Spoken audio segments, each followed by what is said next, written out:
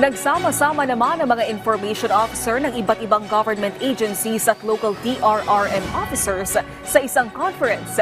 Layo nitong makabuo ng mekanismo para sa akma at napapanahong pagbibigay ng impormasyon sa publiko. Si Jennifer Gaetano sa sentro ng balita.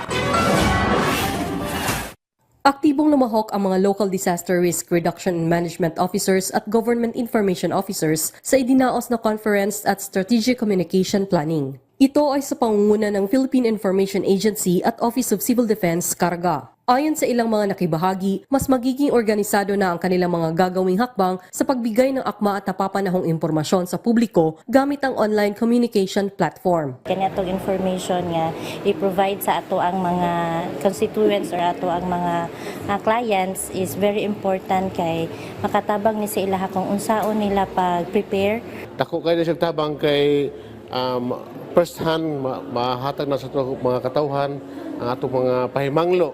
Lubos din ang pasasalamat ng LDR-MOs dahil sa pamamagitan ng Enhanced Disaster Response Operations Management, Information and Communication o DROMIC Report, magiging magkatugma na ang mga datos ng mga ahensya at mas madali ang pagresponde ng mga ito sa apektadong komunidad ng anumang kalamidad o emergency. 100% ako ma'am, nalipay na nini.